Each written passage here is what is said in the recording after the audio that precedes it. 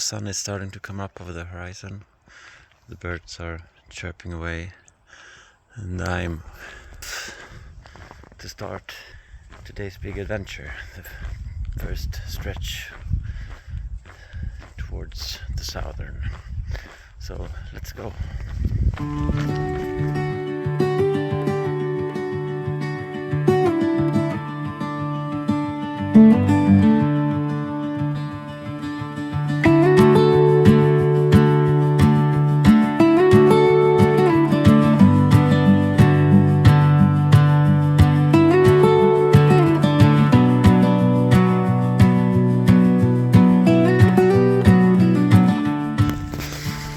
We leave the houses behind us and start going up the lighted track section up towards the ski slope, Bringfjorden. It's not a really big slope, but some winters it is something for the local kids to train on.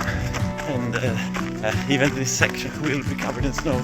There's some, I don't know what you call them in English, snow canals we say in Sweden, snökanoler.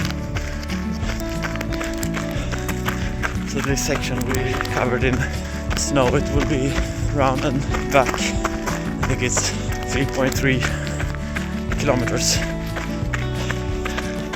of snow for the cross-country folk, one of which I have been, but are not any longer. Up ahead we see the slope.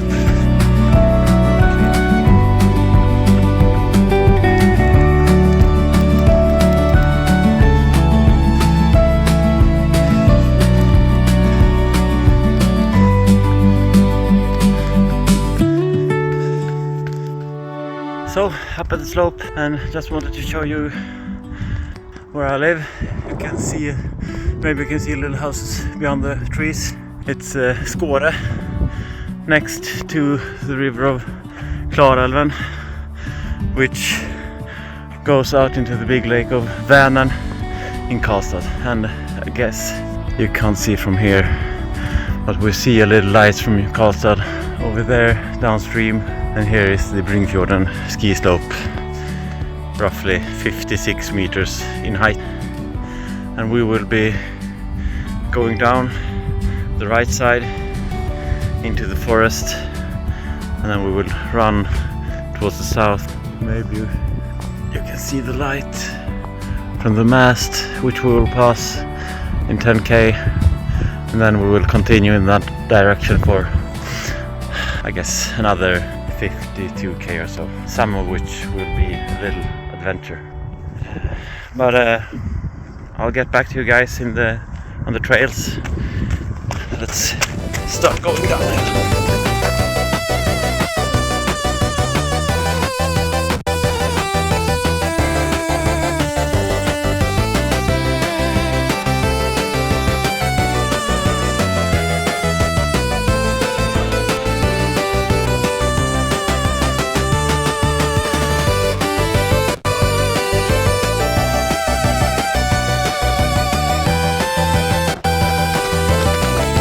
Of course, next to the ski slope. So I'll focus on running for a bit. Okay, bye.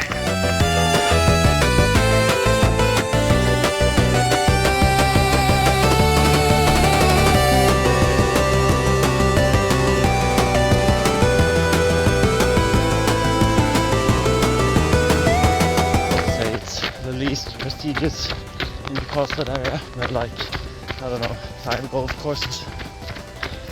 And I don't play, by the way, never have. Maybe I will someday, but not today. Today we'll run towards Värmlands, where I will catch the bus in approximately 11 hours, which is possibly also when the daylight fades. We have a long way to go still. Lots of things to see, my dear friends. Yes, wherever you might be. In this beginning section, I have planned for at least some trails to be run, since this is close to home and where I do most of my training runs.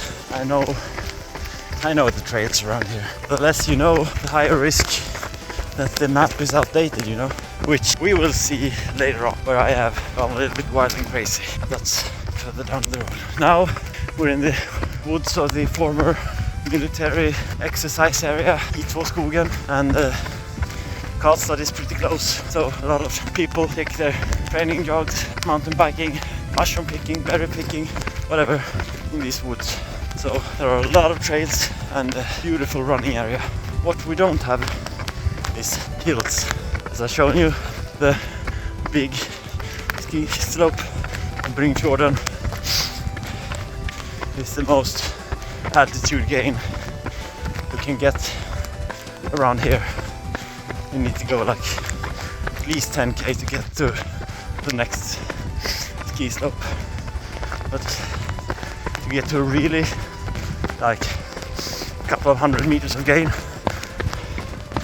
it's pretty far. I would say at least 2 hours in the car.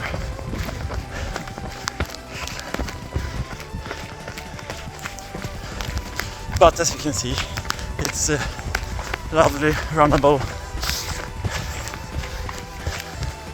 Even some planks laid out here and there over the muddy grounds.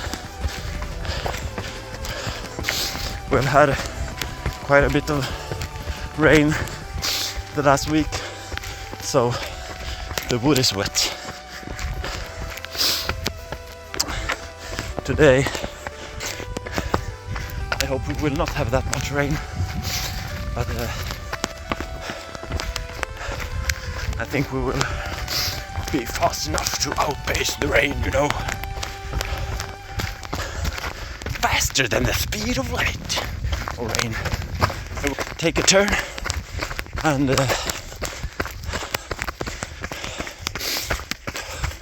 now it's gravel for a bit. Some cultivated areas, and maybe you'll see the mast blinking away as we're approaching, and over on the other side of the field, those woods are where we started. You can see the sky is getting clearer, or brighter anyway, by the minute. I don't think it will be much clearer than this today. Was it a cat or a fox? Don't know.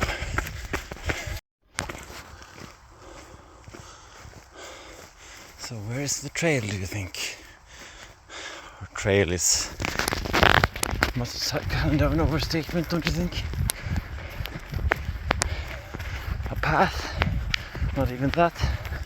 Animal trace? No, it's a trail. Who am I kidding?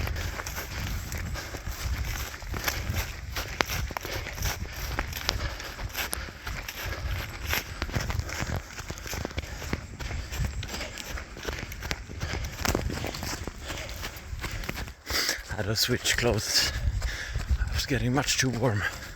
I don't want to sweat too much. This kind of dreadful pine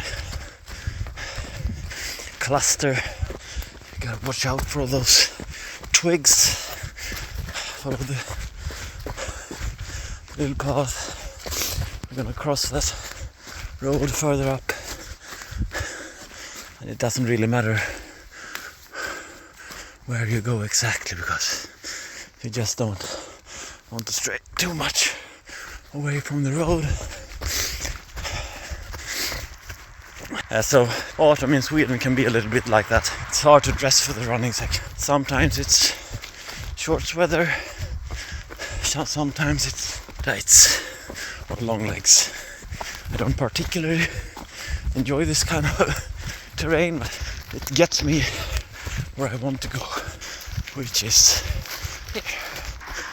You see a little ditch, quite filled with water. You can see we're approaching the big roads. Well, it's big, semi-big. And this time of day, which is 8:30, there are not that many cars, but some.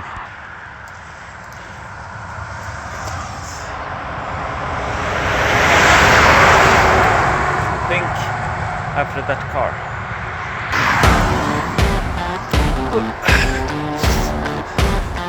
And And speaking of garbage, there is one here that I think I might show you. It's been a while since I looked at it, I don't know how much is left, but I would say some kind of roadkill accident, maybe moose, presumably not that big. It's weird. Now it's just bones scattered. When I first saw it, it still had a couple of years ago, maybe 2. It still had its spine more or less intact, but it's scattered all over the vicinity. Ravens, maybe wolves, maybe eagles. There's some sea eagles, maybe white-tailed eagle around here, might be. So yeah, now I will shut up again, try to focus on running. Too much to share with you.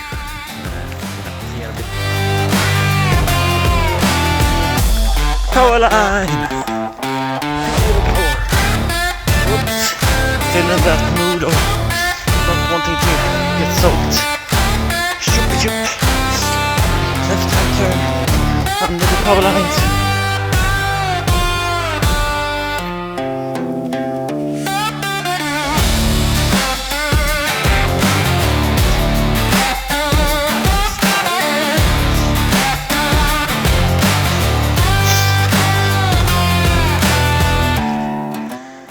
Rounding up on a ridge, almost. It's a typical environment for these parts, where you have these little small hills and more fir on the ridges, and the further way down you go, the wetter and more protected you have. Spruce, I guess it's the name in English. Gran, tall up here, and here and there also some reeds, birch mostly, but even some broadleaf that we might later today. Beech grove that I would like to run through. Quite lovely, mossy, rocky slope where we run on top of it. And then we have a kind of a plateau on the other side. Kind of a nice forest, even though it's cultivated. Yeah, trees of different ages, dead woods, giving habitats for all kinds of insects, I guess, spiders.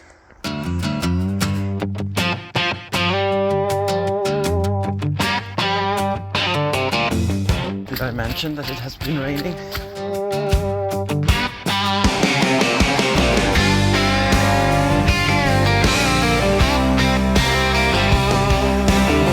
Looky, more power lines.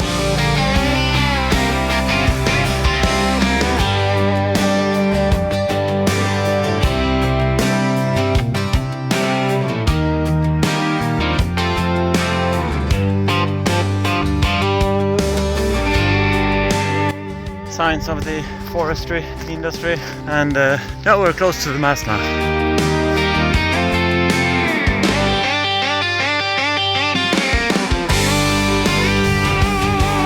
And one more thing, it did start to rain already. I hope that it just won't follow me all the way to the finish line today. Let's see if we can avoid it. You never know how deep a puddle is, right? Might as well avoid it if you can. That's my philosophy anyway. And we're in no rush today. We have time. We've made about 9k, I think, in 1 hour. Nice and slow. I'm just worried that I'm draining the battery too much. But I think there will be less filming when we hit the roads in maybe 8k. So.